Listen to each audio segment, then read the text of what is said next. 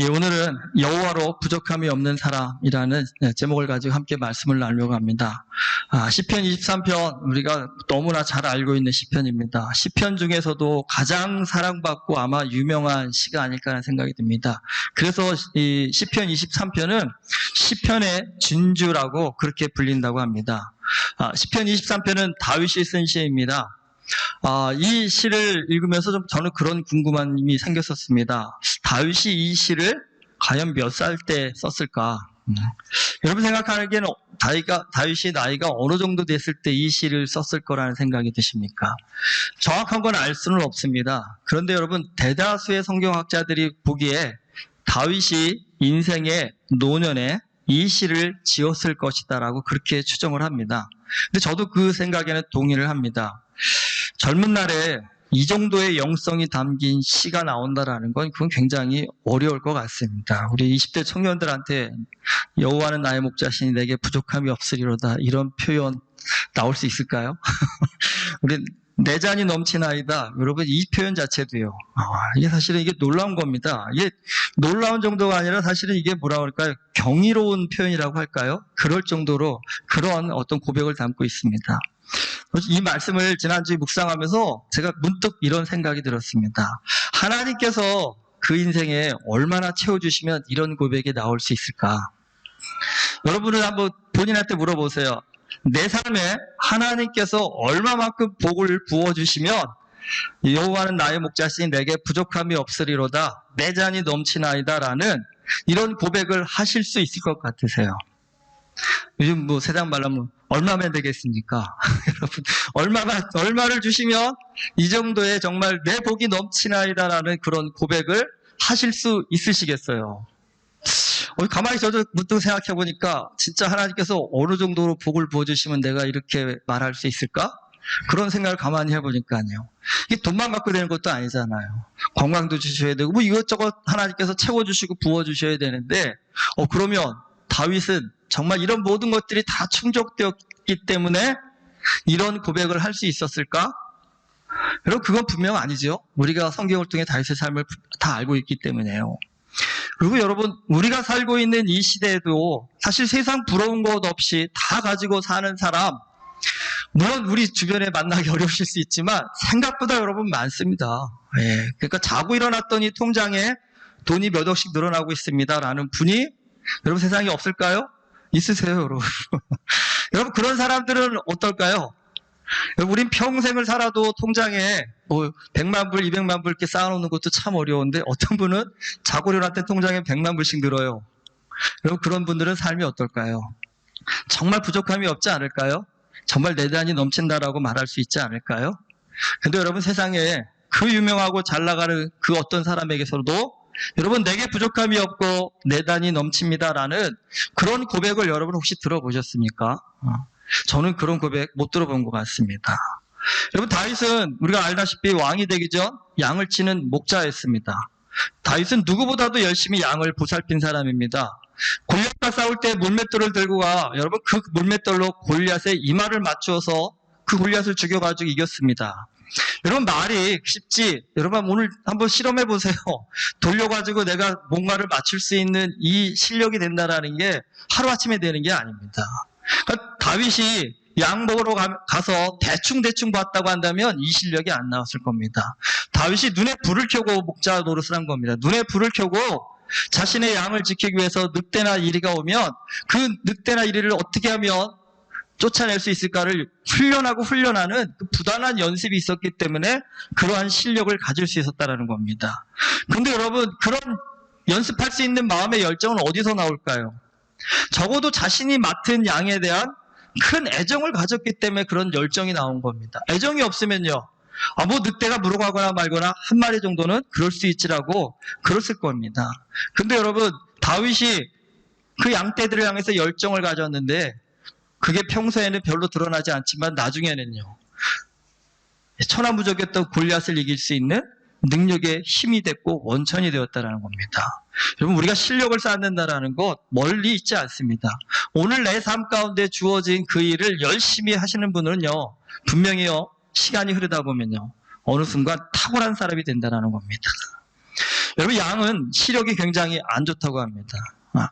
이 보통 양은 1m 앞도 내다보지 못할 정도로 시력이 나쁘다고 합니다. 그리고요, 몸집은 또 크고 다리는 짧습니다. 그래서 양은 한번 넘어지면 스스로 잘 일어나지를 못한다고 합니다. 그리고 냄새를 맡는 이 후각도 양은 발달되어 있지 않다고 합니다. 그럼 이게 불리한 조건은 다 갖고 있는 겁니다. 양이 유일하게 잘할 수 있는 것 하나가 있는데 그게 뭐냐면 잘 들을 수 있는 귀라고 합니다.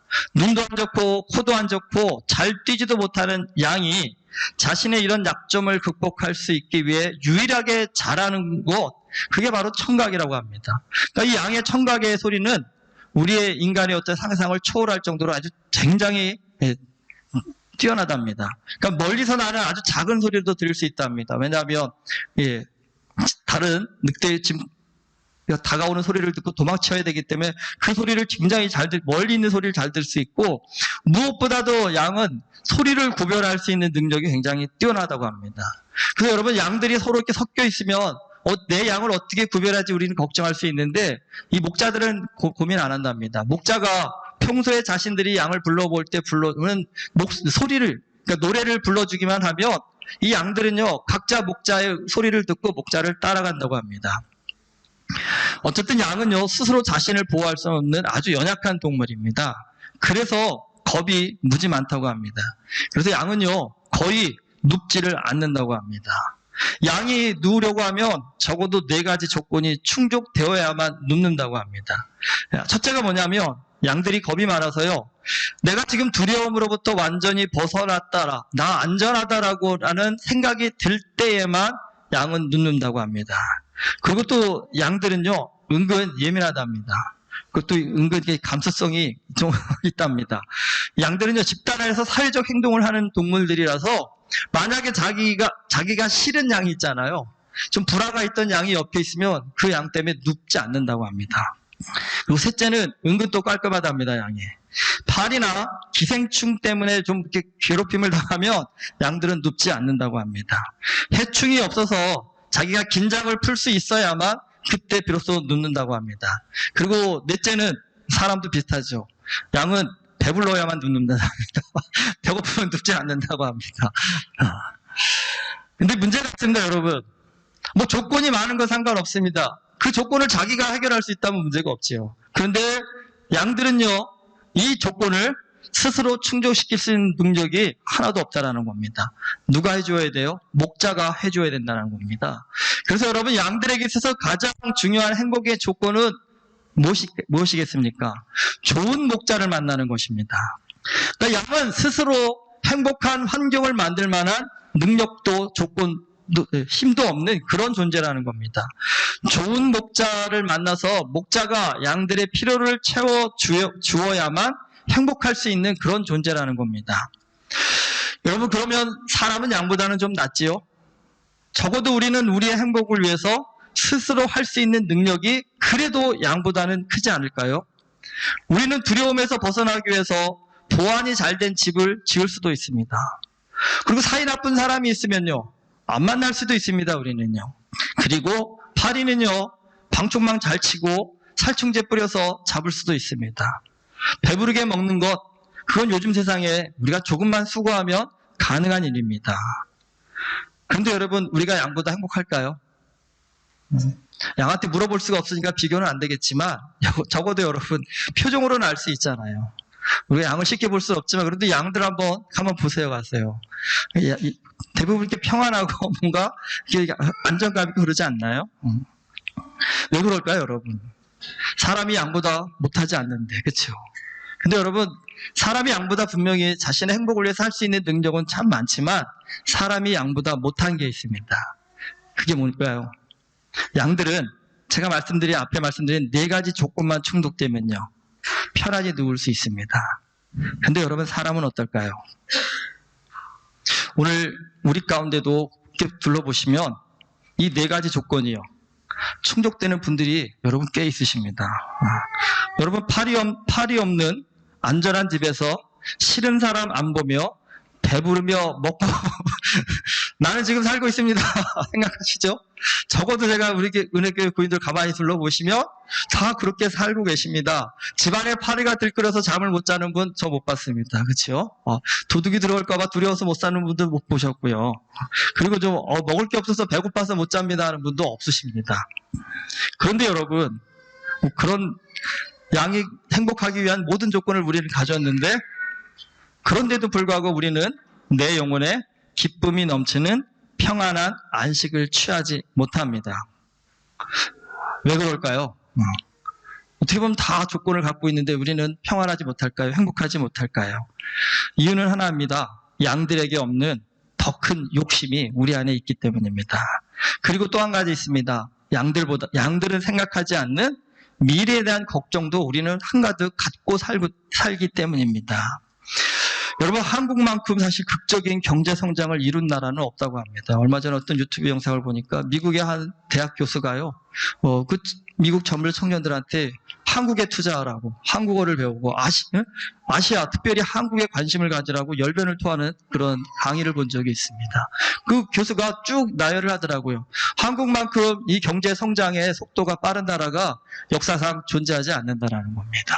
그리고 한국만큼 지금 모든 문화적인 어떤 리더십이나 영향력을 끼칠 수 있는 21세기를 이끌어갈 만한 세상의 탁월한 나라를 찾아보기 힘들다고 합니다. 우리보다 오히려 밖에 있는 그 사람이 더 우리를 높게 평가하고 있습니다. 근데 여러분, 이게 참 놀라운 일이지요. 사실 불과 몇십 년 전만 해도 한국은 굶어 죽는 사람들이 너무 많아서 걱정하던 나라였는데, 이제는요, 한국은 뭘 걱정합니까? 너무 먹어서 비만을 걱정하는 나라가 되었습니다. 이 걱정거리만 하나 놓고 봐도 우리가 얼마만큼 바뀌었는지를 알 수가 있습니다. 근데 여러분, 진짜 빠른 경제 성장을 해왔기 때문에 우리 한국 사람들의 생각과 인식도 정말 빠르게 변화되었습니다. 그런데 여러분, 이 사람들의 인식만 그런 것이 아니라 이 신앙의 강조점이라고 할까요? 교회의 흐름도 이런 이 시대의 흐름에 따라서 굉장히 많이 변화되어 왔습니다. 여러분, 1960, 70년대 한국은 가난했습니다. 그 가난했던 시절에요, 한국 교회의 강조점이 뭔지 여러분 알고 계시죠? 예수 믿고 복 받아라 했습니다. 예수 믿고 복 받아라. 이 복이 뭘 의미하냐라고 따질 수도 있겠지만, 분명한 건 그 시대 복은요, 잘 먹고 잘 사는 거였습니다. 예수 믿어서 부자 되는 거고, 예수 믿어서 성공하는 거고, 출세하는 것이 그 시대의 신앙의 강조점이었습니다. 그러니까 예수 믿어 배부르게 먹고 살 수 있는 부자 되면 그게 최고의 복이라고 교회도 강조했습니다.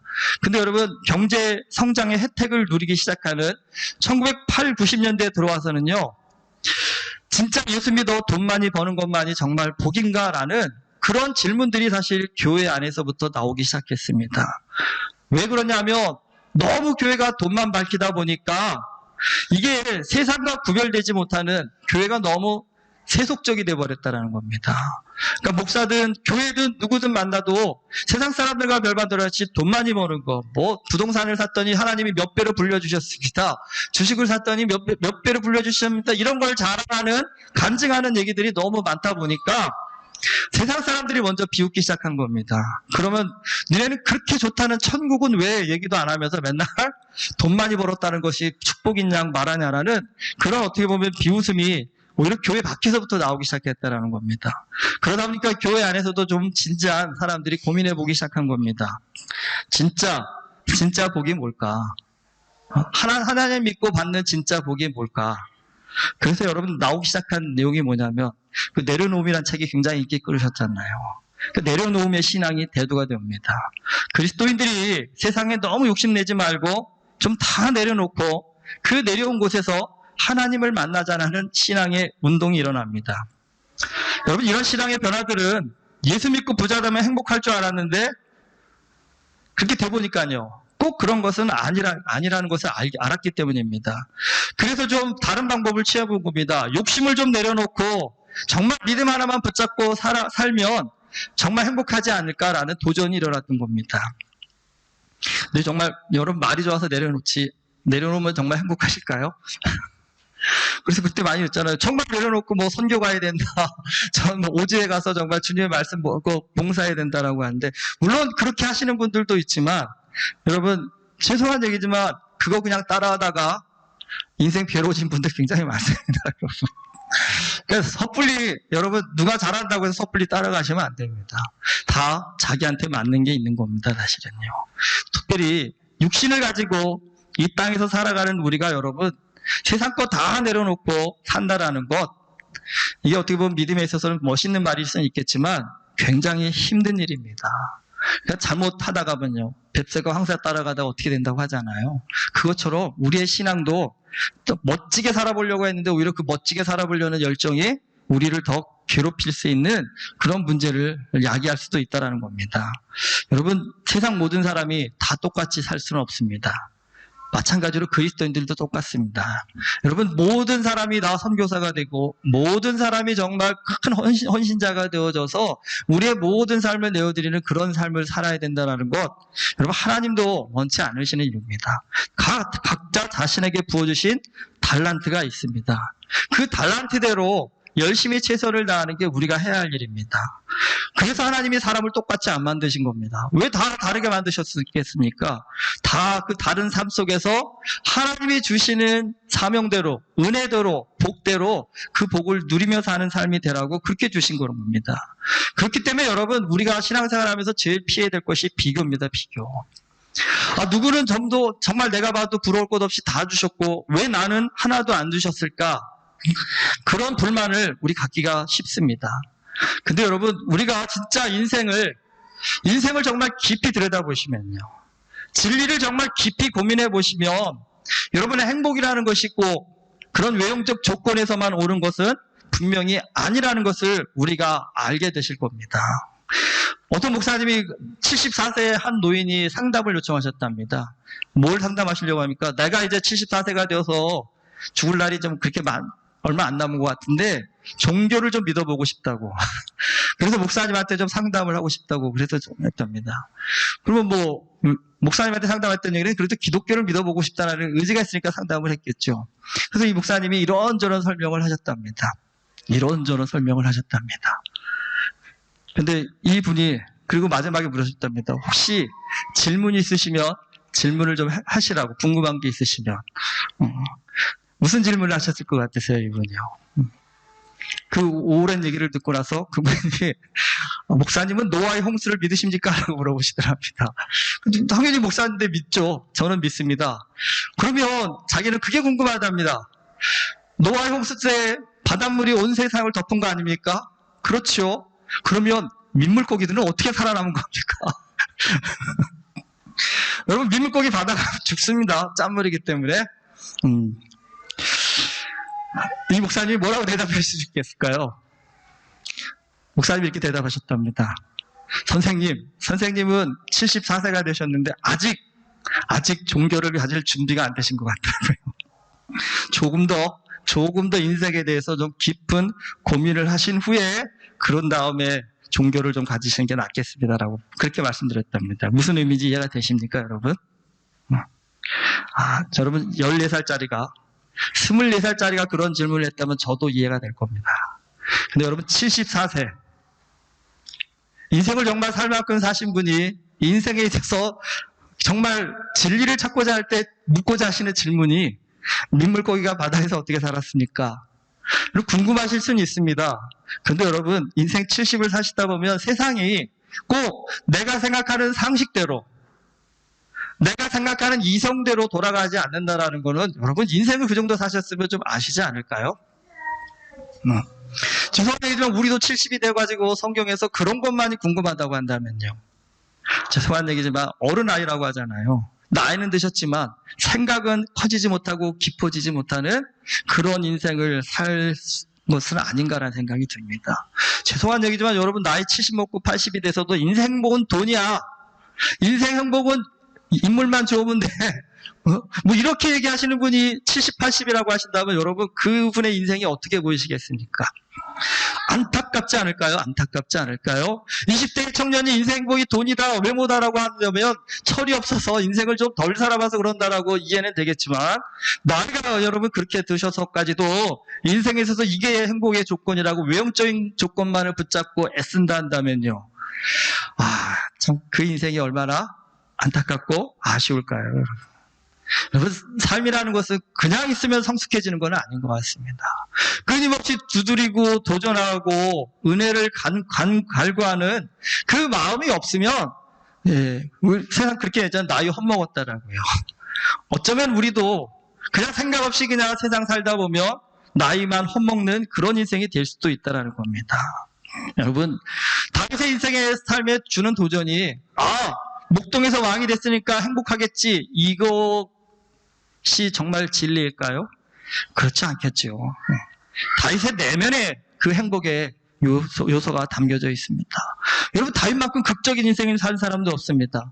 일개 목동에서 왕의 자리까지 올라갔습니다. 대단히 출세한 사람입니다. 그것이 다윗의 행복의 절대적 요소일까요? 여러분, 죄송하지만 그렇게 따지면요, 지금도 지구상에는요, 진짜 미천한 신분에서 한 나라의 대통령, 총리까지 오른 그런 사람들이 굉장히 많습니다. 근데 여러분, 대부분 그들의 삶을 보십시오. 독재자로 살다가 비참한 최후를 맞는 경우도 많고요. 그리고 그들 가운데는 그 어느 누구도 내게 부족함이 없습니다, 내 잔이 넘칩니다 라면서 감사의 고백을 하는 사람 찾아볼 수 없습니다. 다윗은 어떻게 보면 인생에서 냉탕과 온탕을 번갈아 가듯 힘든 일도 겪어보고 좋은 일도 겪습니다. 기쁨을 겪고 슬픔도 겪고 성취도 겪고 좌절도 겪습니다. 극과 극의 경험들을 반복합니다. 여러분, 그런 일련의 인생 경험을 통해서 다윗이 깨달은 바는 어떤 상황을 만나도 그 상황에서 하나님과 동행하면 그것이 바로 천국이 된다라는 사실을 알게 되었다는 겁니다. 여러분, 우리가 하나님 없이 만나는 고난은요, 원망과 분노만 쌓이게 만듭니다. 하지만 하나님과 동행하는 고난은요, 나를 더 낮아지고 겸손하게 만드는 은혜의 훈련입니다.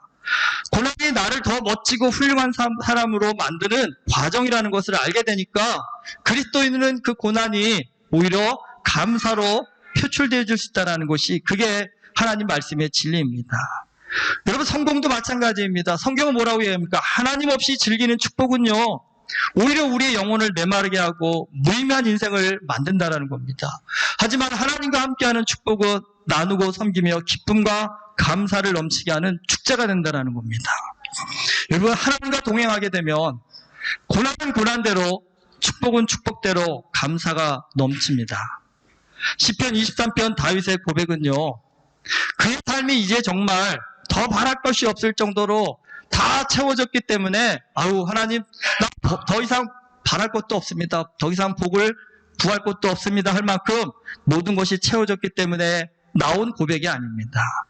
다윗의 인생의 긴 여정 가운데 하나님과 함께함이 얼마나 큰 기쁨인지를 알게 된 후 다윗이요, 하나님을 믿는 것이 너무 좋고 너무 감사해서 그냥요, 마음에서 터져나오는 은혜의 마음을 표현한 것이 바로 여러분 이 시편 23편이라는 겁니다.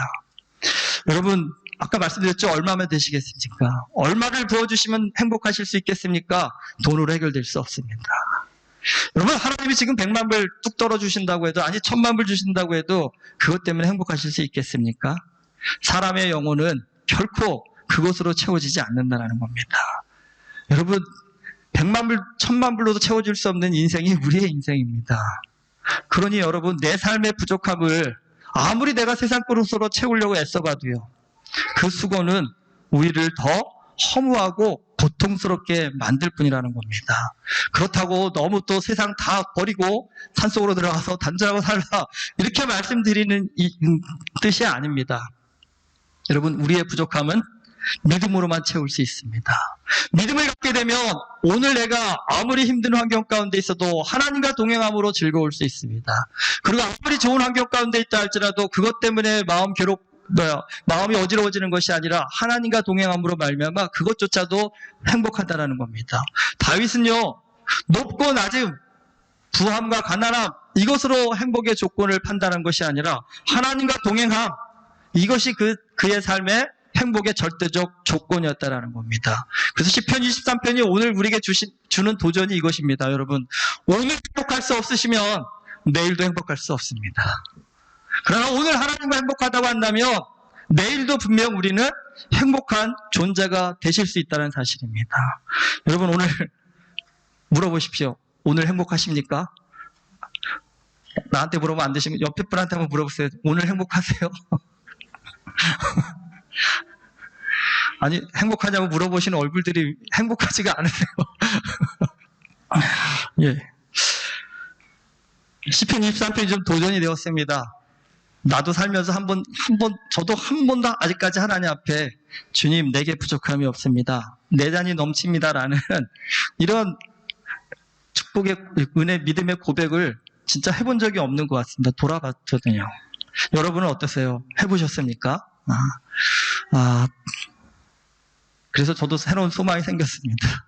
주님, 살면서 제가 억지로 의지적으로가 아니라 그냥 불쑥 한번 이런 고백이 좀 터져 나왔으면 좋겠습니다. 내가 의도한 건 아닌데 하나님을 생각하고 예수 그리스도를 생각할 때 주님, 내게 부족함이 정말 없습니다. 내 잔이 넘칩니다라는 이런 고백이 주님, 내가 의도하지 않았을 때 내 입으로 터져 나올 수 있는 그런 은혜의 복을 좀 받았으면 좋겠습니다. 그건 진짜잖아요. 그건 정말 내가 지금 주님과 함께 있음이 그 무엇과도 비교 없을 만큼 행복하기 때문에 나오는 고백일 거잖아요. 정말 기도하고 바라기는 은혜교회 모든 성도님들이 그런 축복의 사람 되었으면 좋겠습니다. 그냥 억지로 애쓰고 힘쓰고 그냥 악착같이 살아가서 이만큼 벌었으니까 행복하다라는 것이 아니라 어느 순간 갑자기 주님이 내 옆에 계시다라는 그 생각만으로도 주님, 참 부족함이 없습니다. 내 잔이 넘칩니다라는 이 고백을 하고 주님 만나러 갈 수 있는 우리 모두 될 수 있기를 주님의 이름으로 축복합니다. 기도하겠습니다. 하나님 아버지, 다윗도 하나님 믿었고 오늘 우리도 하나님 믿고 있습니다. 그런데 다윗이 느끼는 행복의 크기와 오늘 내가 느끼는 행복의 크기는 많이 차이가 나는 것 같습니다. 우리는 그 행복을 엉뚱한 데서 그동안 참 많이 찾았던 것 같습니다.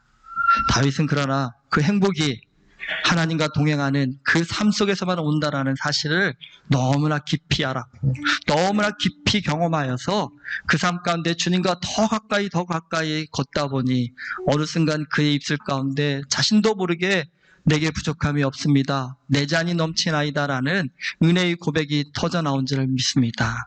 아버지 하나님, 오늘 이 시간 우리의 삶 가운데도 그런 은혜의 고백이, 믿음의 고백이 터져 나올 수 있는 복된 삶 되기를 소망합니다. 허무한 세상 것에 우리의 행복을 목매는 것이 아니라 하나님 아버지와 동행하는 참된 진리의 말씀 앞에 우리의 삶을 내어드릴 수 있는 그런 복된 그리스도인 되어질 수 있도록 우리의 마음과 생각과 뜻을 하나님께서 주장하여 주시옵소서. 예수 그리스도 이름으로 기도드립니다. 아멘.